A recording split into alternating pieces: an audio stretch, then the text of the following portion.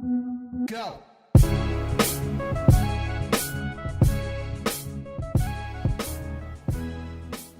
Welcome to the PRCA Fuse podcast for the stories behind great storytellers, with people with a passion for communications, hosted by myself, Farzana behavioural, speaking every fortnight to trailblazers in and around our industry. Our special guest today is Charles Duhigg. Welcome, Charles.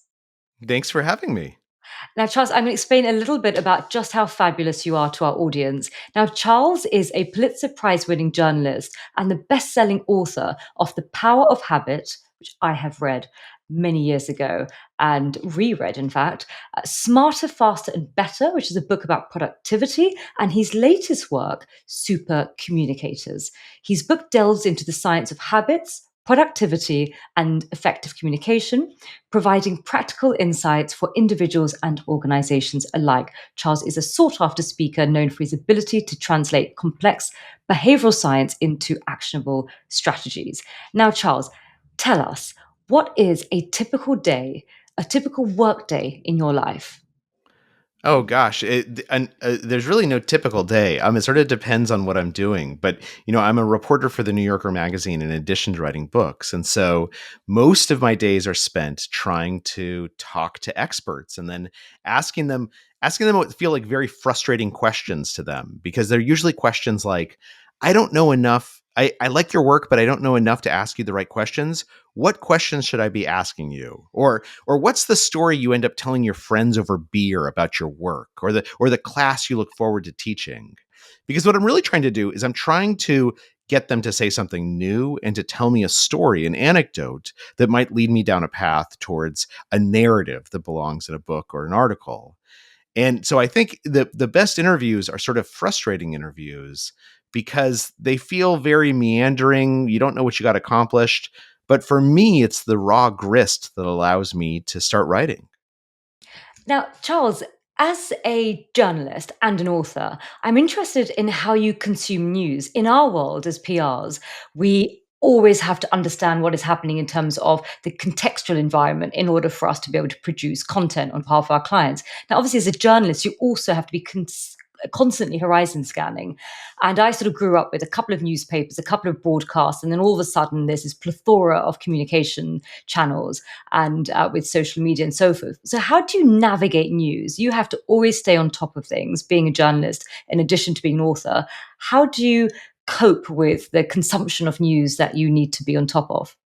I mean, a funny thing about being a journalist, I used to work at the New York Times, and there was this saying at the Times that you could either write for the Times or you could read the Times, but there weren't enough hours in the day to do both.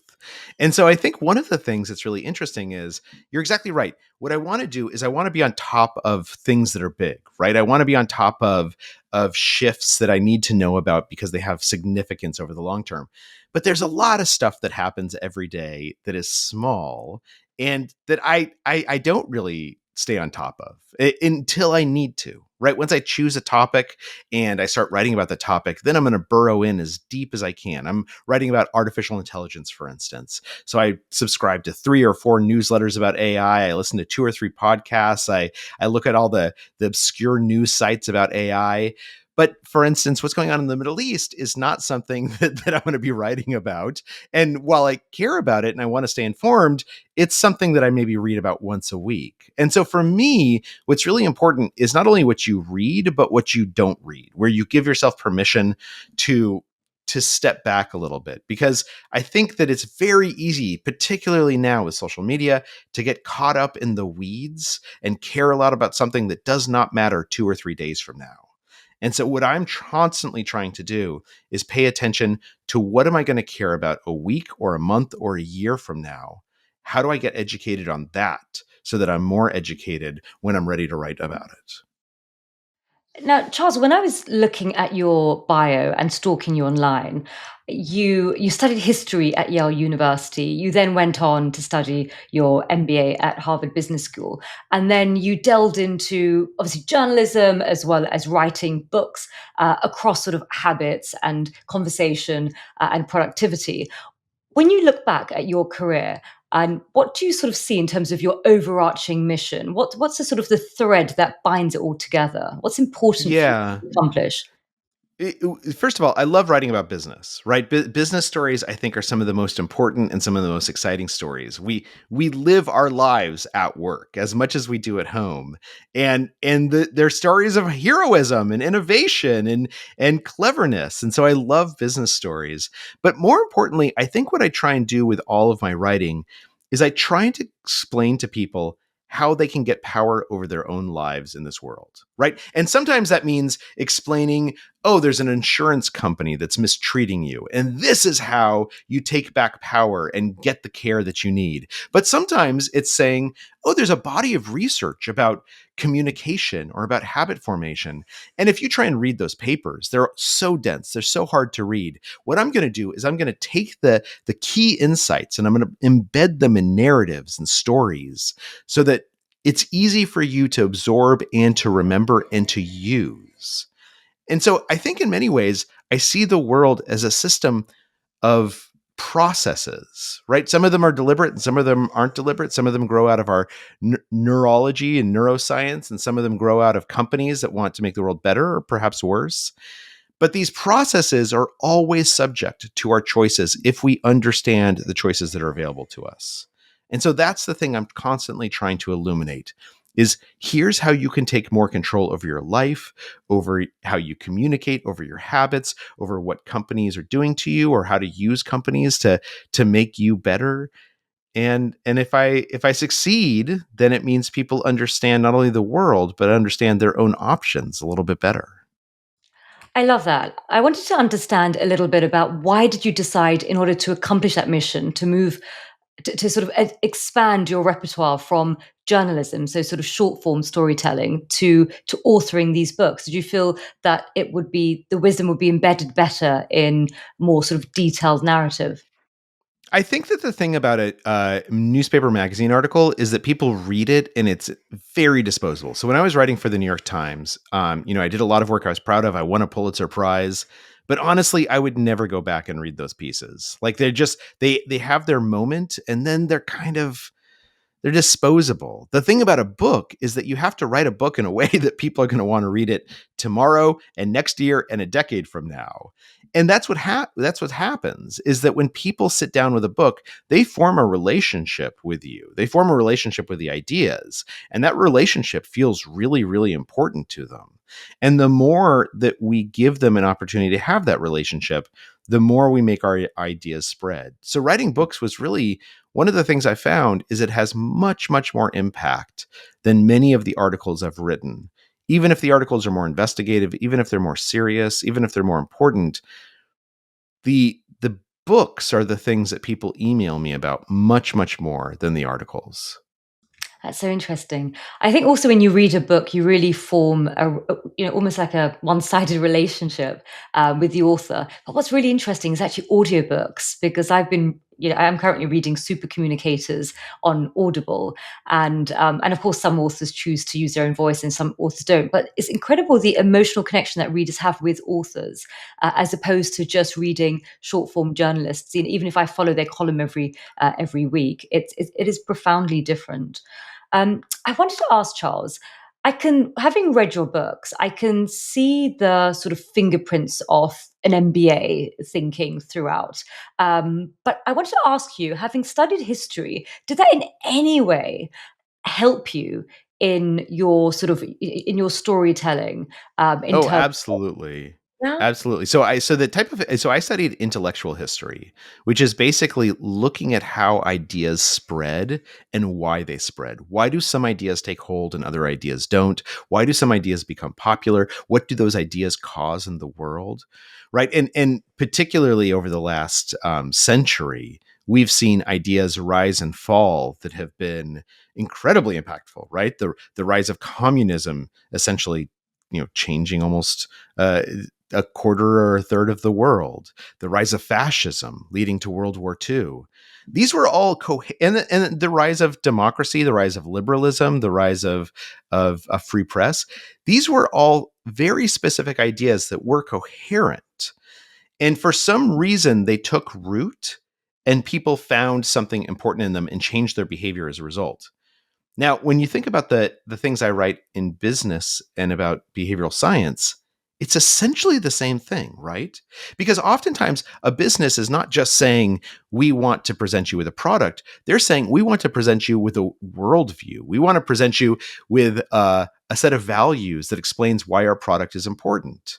When you think about the spread of Coca-Cola, for instance, and how that's become synonymous with America and democracy and with Christmas and with commercialism and with sugar, just a can of Coke, it embodies so many different ideas.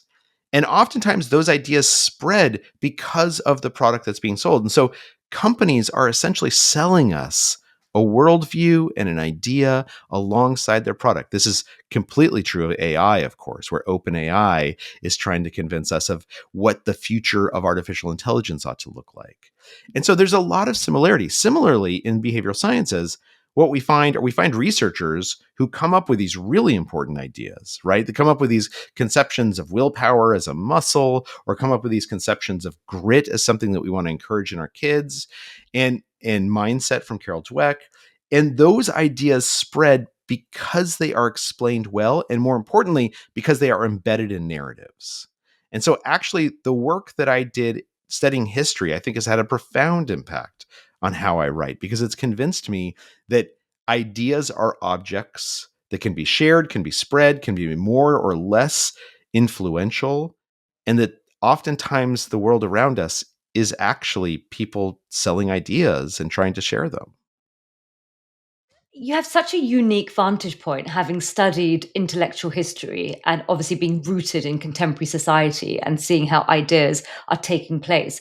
Do you feel that compared to previous centuries, the rise and fall of ideas and the trajectory of ideas are sort of moving at a different momentum than in history because of the communication channels that we have that is so different to the past? I would say when it comes to lasting ideas, no. I mean, certainly because of social media, we see ideas rise and fall very quickly, but they tend to be not particularly impactful, right? Sometimes they're simply reinforcing original feelings that people have and giving them justification for it. But if you just look at, for instance, let's look since the late 1990s. We saw this idea of globalism kind of rise with Bill Clinton in the US, and then influence this idea about the Iraq war, which was obviously a travesty for so many that were involved in it. And then we see Barack Obama sort of pushing that idea forward, and then we see Trump arise, right? Twice now, and really present a very, very different set of ideas. But we're looking at a 25-year period there. And I would argue that there's been two or three, maybe four ideas. If you also include China, sort of China's conception of capitalism is different from a Western conception of capitalism. There's two or three or four ideas that have been really important over the last 25 years. And many of those are slow to develop, right? Trump won, he served, he got beat, now he's won again. So we're looking at a 12-year period to see that idea mature and either solidify or not. And so I would say no. The thing about ideas, important ideas, ideas that convince us to change how we behave, is that we as humans are resistant to change. We need to be convinced again and again and again to change our behaviors. The first time someone learns about veganism, they don't become a vegan. They become a vegan years later if that appeals to them. And so I would say that the mode of communication has certainly changed and ideas spread in different ways, but the human nature has not changed. We still are skeptical of new ideas, and we need to be introduced to them in the right way repeatedly for them to stick. Do you worry about the ethics around behavioral science in the sense that when you look back at history and you see which ideas sort of rooted, it almost feels like a sense of serendipity. But now actually people have the understanding of how to hack human brains, how to understand how habits form, for instance, in your book, The Power of Habit. And with the knowledge that people have at their fingertips, in order to sort of embed ideas and entrench ideas, do you worry about the the wisdom that we have, that behavioral science has brought, choice architecture has brought to us, that in the wrong hands, uh, it could end up being incredibly manipulative. I do worry about it. I also think that people are very um, resilient. So let's take, for instance, anxiety. Certainly, Facebook and X, Twitter, and many of the social media companies made a deliberate choice to play on people's anxieties and the types of information that they show them, because they know that anxiety is so compelling that it can feel very addictive, right? The reason we call it doom scrolling is because you are looking at things that make you anxious. And when something anxious is in your horizon, it's very hard to look away from it. This is a product of evolution. It kept us alive when we were living in a state of nature. Now, that being said, that does not mean that we are beholden to that once we realize what's going on. And so, a huge part of what happens is that someone comes up with a new technique to be persuasive. It works for a little while, and then people begin rebelling against it. A backlash starts. We've seen that with social media. If you look at marketing, right? If you go back to Claude Hopkins and marketing in the 1920s, when they would sell toothpaste by telling you that there was this film on your teeth, and gentlemen never had a film on their teeth. That kind of marketing only worked for a little while. It had to mature because people became very inured to it. And then we get to the 1960s, right? The Coke. I want to teach. Speaking of Coke, I want to teach the world to sing. Right? That video, that commercial that embraced sort of this communalism that was in the air at the time and a sense of hope. That today would seem incredibly naive and outdated. And so I think the thing that I worry about is I worry about people no longer trying to peel back the covers and explain what's going on. Because once you understand what's going on, then you are prepared to make better choices. Then you choose whether to be influenced or not. It's when we're unprepared for that form of influence that we are prey to it. But the more that we learn about how the world and our brains work, the more resilient we become. You see, what I loved about your book, The Power of Habit, it's like somebody lifted the curtain on habits and habit loops, and you have this incredible concept which really breaks it down into three elements of cue, routine, and reward. And I started seeing my behavior through these three different elements. So you mentioned, for instance, social media platforms and how they can be very addictive. It could be a very addictive habit. And actually, when you break it down, sort of cue, routine, and reward, would you say that the cue could be like the notification that you get, the ping that you've got a notification on X that somebody sent you a message, and then routine is opening and scrolling, and then the reward is the high that you get. Well, yeah. So I think for social media, there's a bunch of different habits there, right? The cue could be the ping. The cue could be boredom. That oftentimes people develop a habit that when they're bored, they pull out their phone. When you're standing online, instead of talking to the person next to you, you pull out your phone. The routine is looking at it. The reward is also complicated because rewards can be complicated. So I mentioned anxiety as something that the social media websites optimize for. Outrage is another one. Um, with anxiety, what we know is that when my anxiety is triggered, but that I believe I understand the source of the anxiety, there is a reward embedded in that because I feel prepared for a future threat. With outrage, when my outrage is triggered, it gives me a moment of self-righteousness that feels very good, that I'm smart and I understand the world better than other people.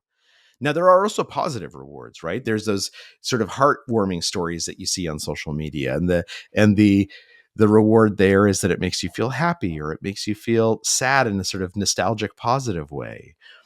And I think what's interesting is that there's people when people want to change their habits, what they need to do is they need to identify the cue, which is usually fairly easy, and then they need to identify the reward. And sometimes that takes some experimentation, right? Sometimes if your routine is eating a cookie at 3 o'clock in the afternoon, sometimes you have to eat an apple one day and then take a walk around the building the next day, and then you know spend 10 minutes on doing something, watching a fun video one day to figure out which kind of new routine satisfies that old craving.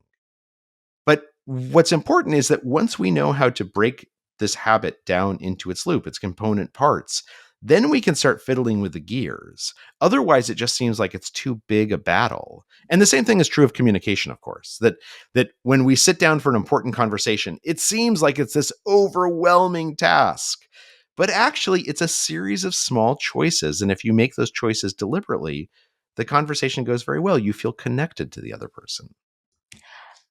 Asking for a friend, of course. If somebody happens to have a 16-year-old daughter who is literally married to her phone, I really wanted to explain to her the book, about the power of habit, so that she can really take control and understand that, about the sort of the cues, the routine, and the rewards. What advice would you have for exasperated parents whose children perhaps aren't forming the habits that they approve of, a la doom Yeah. scrolling? Yeah. So the first thing I would do is work with your daughter to help her identify the cues. And this is as simple as ask her to carry around an index card. And every time she pulls out her phone to check social media, just record down usually cues fall into one of five categories. It's a time of day, a particular place, a certain emotion, the presence of certain other people, or a preceding behavior that's become ritualized. So just ask her to sort of jot some stuff down. When do you pull out your phone? And my guess is she's going to say, half the time I pull out my phone because I'm feeling bored, because I don't have anything else to do and I want something fun. Half the time because I'm curious about where my friends are, or I'm not around my friends and I want to see what they're up to. So once you identify that cue, then you know, okay, these are the moments when you're going to have a craving for the phone. And the routine's pretty easy. The routine is that you're pulling out the phone. But the next question to ask her is, tell me on that same card, each time you pull out your phone, how you feel afterwards. Do you feel anxious? Do you feel upset? Do you feel like you've wasted time? Do you feel like you've enjoyed your time? Like you watched a funny video and it sort of helped pass the time? Do you feel connected to your friends? Identify what the different rewards are that this activity is giving you, and recognize some of those rewards are rewards that you don't want in your life. You don't like feeling anxious. You don't like feeling left out. And our brain turns that into a reward because we grew up in a place where there are threats all around us. But you get to choose to stop letting that be a reward. You get to choose to fight against it. And some of the rewards are positive. But now the question is, can you get those same positive rewards through other means? Right? If you feel connected to your friends when you chat with them on social media or you see their postings, can you also feel connected to your friends by calling them up or going and spending time with them? And the truth of the matter is, you might think that this is a bad habit. If your daughter doesn't think it's a bad habit, then it's probably not going to change, right? And she might be right. Our brain does not create bad habits and good habits. Our brain simply creates habits. And it's up to us to decide which of them we want to encourage and which of them we want to try and extinguish. And what I would say is the most important thing to do with your daughter is to talk to her about that reward question, about how she feels after she uses social media, so that she can recognize there are times that she doesn't like using it, that it's a maladaptive reward. And then she's then she wants to change and the tools become really useful. That's really helpful. That's my early Christmas present. Thank you very much, Charles. And now the other insight I gleaned from the book was about keystone habits, and I thought it was really interesting how there's certain habits that actually are incredibly transformative beyond the parameters of what you think would initially bring the sort of benefit.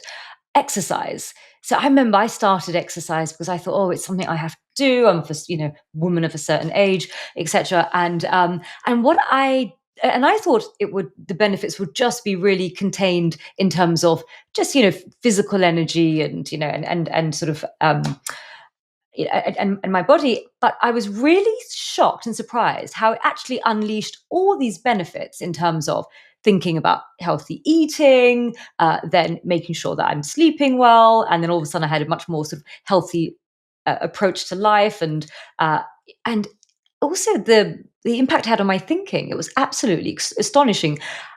What keystone habits have you identified that have transformed your life? Yeah. And for those who haven't heard the phrase before, a keystone habit, one of the things that we know about habits is that when some habits change, they set off a chain reaction. They change other habits in their wake. Exercise is a great example. For a number of people, when they exercise habitually, they also eat more healthily on the days that they exercise. And that doesn't actually make any sense, right? Like, why would going for a run cause me to pick up a salad rather than a sandwich? Except that for many people, exercise is a keystone habit. It sets off changes. Research by these folks named Oaten and Cheng in Australia also show that on days you exercise, you use your credit card less, you procrastinate less, you start doing your dishes earlier in the day. And so the question is why? And the answer is that a keystone habit works its magic by changing our self-image. That when you go for a run in the morning and then you get to the cafeteria, you're suddenly thinking of yourself as a runner. And a runner doesn't eat an unhealthy sandwich. A runner eats a healthy salad, right? And so the keystone habits that have been meaningful for me are, first of all, exercise, right? That when I exercise, I'm healthier in general in many ways of my life. Also, getting enough sleep has been a keystone habit for me because it forces me to regiment my days a little bit more exactly. And then finally, there's a lot of keystone habits that are mental habits, right? How do we how do we let ourselves feel about things when something bothers us? Do we dwell on it? Do we ruminate, or do we push ourselves to say this is fine? It's not that big a deal. Let me put it in context. So there's a lot of keystone habits in my life, as there are in all of our lives. When we identify those keystone habits, it's really, really powerful. And in The Power of Habit, we tell the story of Alcoa, right? The aluminum company that sort of overhauled their entire culture by focusing on worker safety, because worker safety was a keystone habit that caused the company to see itself in a different light. That was an absolutely fascinating, transformative corporate story. Now, you moved on from habit to productivity and decision making, and that is so relevant to our industry. As PRs, we have to be highly productive, especially if you're whether you're agency or in-house, you're juggling lots of different stakeholders. And also dealing with journalists who come to us, very last minute, and often we're sort of sandwiched between what the journalists want and what the clients want, and they're really the same. And so we're often that sort of in between a hard place and a rock. And if on top of that, we also have to deal a lot increasingly with crisis communications. And typically what happens is during crisis, your sort of cognitive thinking can be impaired. You're not sleeping, you're sleeping erratically, you're constantly checking the phone to see, how the crisis is forming. What advice does your book address, Smarter, Faster, Better, for busy PR professionals that crisis is often a regular occurrence in our lives and we're Yeah. juggling so much? So the thing that we found about the most productive people is that they build routines, what are known as contemplative routines, into their life, which are essentially sort of habits that allow them to think more deeply when thinking deeply is hardest. And you're exactly right. During the moment of a crisis, we feel pressured, right? Taking a moment and thinking deeply when you are in a crisis is really hard because you feel like you have to react right away. There's 15 people demanding things of you, and if you have to make a choice to think deeply, it's probably not going to happen. So what's important is to build these contemplative routines that allow you to think deeply. So a really important one around innovation, for instance, is that we find that the people who are most innovative and most innovative on demand, they have these routines, these habits in their lives that force them to think about the thing that they have just been exposed to. So perhaps they're in the habit of, anytime there's a big upheaval, they send a note to their team saying, let me explain what just happened and why it happened. And that's good for the team, but they're also writing that for themselves, because in doing so, they're forcing themselves to think a little bit deeply about the situation and how to categorize it. I have a habit that I engage in, which is I come home from work every day and I tell my wife about my day in excruciating detail. And she doesn't care. Like, she doesn't care what happened during a meeting today.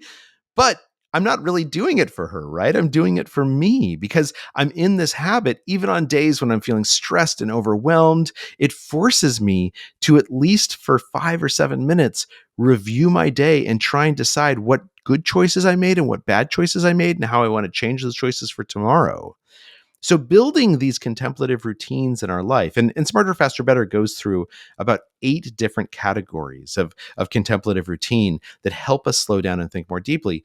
Building those routines in our life is really, really important because that's how we overcome that moment of blind panic and crisis where we act too quickly and think too little.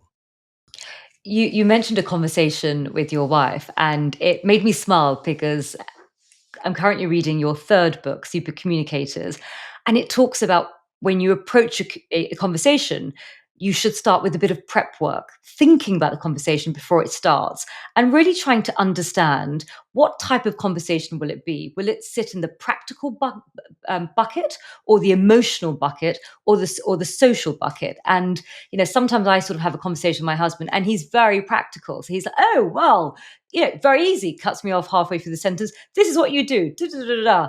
And it's really infuriating. And I want him to shut up. I want him to listen, and I want him to say, "Poor you, that's terrible." And that's it. I don't want any constructive advice whatsoever. And when I read your book, it really made me laugh because we go into conversations, we communicate just like we breathe, often not really conscious of it. And when I read your book about super communicators, it made me realize, my God, we should be conscious about the art of communication, especially as practitioners. I just wanted you to explain to our audience a little bit about what is a super communicator, what are the tools within super communicators, because it's so aligned to our industry. And I'd love to hear it from Absolutely. you.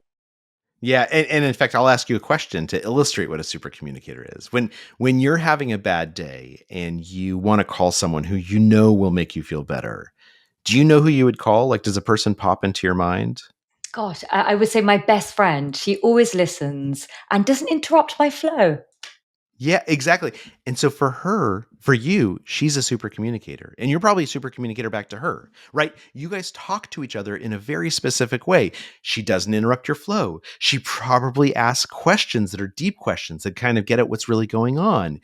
When you're feeling emotional, instead of offering practical solutions, she empathizes with you, and you do the same thing back to her. Now, what's interesting is that some people are consistent super communicators. Some people can do this with everyone. And it's not because they were born with some special gift. It's because they have recognized that those skills you use with your friend and she uses with you are skills that you can learn and practice and use with anyone. And you're exactly right. At the core of this is this big insight that's come from neuroscience in the last couple of years, which is when we are connecting with someone, our brains literally start to look alike. This is known within neuroscience as neural entrainment.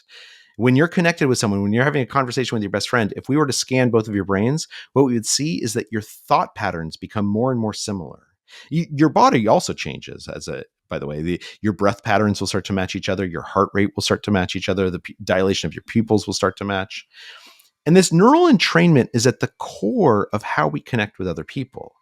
Now, what's interesting about those 3 types of conversations you mentioned, the practical, the emotional, and the social, is that they use different parts of the brains. And so if you're having an emotional conversation and your amygdala and your basal ganglia are active and your husband responds with a practical conversation, which is prefrontal cortex, it is very hard for your brains to become aligned, right? It is hard for you to get on the same mind wave because you're using different parts of your brains. And as a result, you don't feel connected at all. But, and this is known as the matching principle in psychology, if your husband recognizes that you're in an emotional mindset, and if he just joins you there for even just half a minute and says, I hear what you're saying, that I'm sure you feel terrible. I'm sorry you feel this way. It must be so frustrating.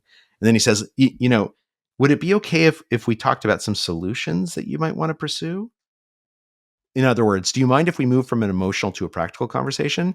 When he does that, then you start moving together through conversation types. And in doing so, you feel connected. And more importantly, you can genuinely hear each other. One of the things we know is that when your brains are not aligned, when you're not entrained, we don't hear fully what the other person is saying. And of course, hearing what they're saying is at the core of really understanding what they want and need.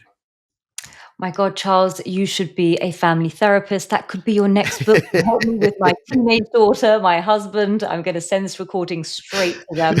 Now it leads me to the end of our session, where I'm going to ask you a few quick questions, if I may. Sure. Now, Charles, who is the communicator you admire the most, be it past or present? Someone I admire in general is Barack Obama. Like, I think he did a wonderful thing for the world and the nation. But the thing I will say is that we tend to look at celebrities or big figures and assume that they're great communicators. But the best communicators I know are my friends Greg and Donnan and John, right? And it's because I genuinely communicate with them. So in many ways, I think that the best communicators are the people that we feel closest to. I love that. And actually, for me, my best communicator is my dog.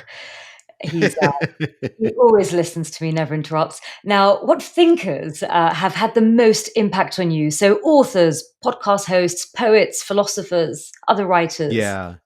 I think probably William James, who's the father of American psychology. He was the brother of Henry James, and was a professor at Harvard, and actually had a life where he really had a lot of despair. He almost ended up committing suicide when he was young, and he decided at one point that, but instead of before killing himself, he was going to spend an entire year simply pretending to believe in free will.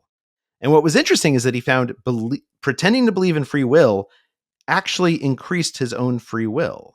And he ended up writing a book, one of many, named The Varieties of Religious Experience, which isn't really about religion. It's about the psychology of religion, the psychology of belief, why we believe in some things and not others. And what he found is that the stories we tell ourselves are the stories that shape what we believe we can do and how we see the world, which of course is at the heart of therapy, right? It's about changing the stories you tell yourself. And I think it's really, really powerful because what he's saying, you have so much power within you to change whether something is painful or happy, to change whether you feel devastated by a death, or it's something that you regret but draw something powerful from. This entire world exists within our heads, and we get to choose how it unfolds. And so that's been a really profound book for me.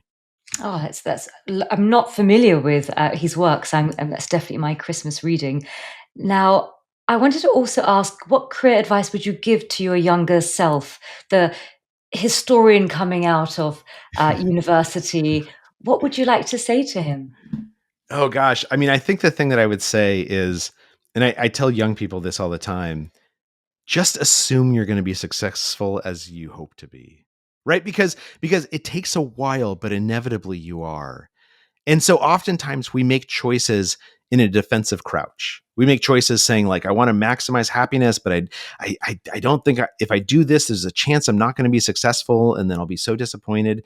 But the right way that's a scarcity mindset. The right way to make choices about your future is an abundance mindset, where you say to yourself, if I want to become a US senator, if I want to become president, if I want to become a best-selling author, I'm absolutely going to eventually succeed, but it might take a while, right? And I need to decide whether I can enjoy the next 20 years getting from here to there. And as long as I can, then it's okay. That's, I think, the advice I would give myself and anyone else. That is great advice for us all. Last question. How do you stay sane? Mental health, well-being hacks, time for me. What keeps you steady? Yeah. So first of all, exercise is a big part of that. But the other thing that's actually even more important is I really invest in my family. Like I have a wonderful wife, and I really enjoy spending time with her. I have kids who like I really like, right? And they drive me a little bit crazy sometimes, and they worry about nonsense things. But I really try and invest in my family, not only because it's important and it aligns with my values, but because it keeps me really rooted, right? Like things can go well, things can go poorly. A book sells and people recognize me, or it doesn't sell. But like what really matters is like, are my kids happy? Do they like me? Like are my wife and I, are we doing things that feel like important and fun? those things matter so much more, and they put everything else in context. So that's the most important thing to me. I love that, Charles. Thank you so much for your time. It's been such a fascinating conversation. I absolutely adore your articles, your books, and you've really made my day by speaking to us. Now, thank you again. For those people who want to learn more about Charles, he is on X and on Instagram and on LinkedIn, and also a website where you can find all information about the podcast that he's hosted in the past, as well as the 3 incredible books that he has written, which is so relevant to our world. Thank you for listening. You'll find this episode on the PRCA's YouTube channel, Spotify, and Apple Podcasts, alongside other episodes. If you like what you hear, please share so we can grow our community. If you have any feedback or topics you'd like us to cover, do reach out. We publish interviews every 2 weeks, so stay tuned as we have some inspiring stories in the pipeline.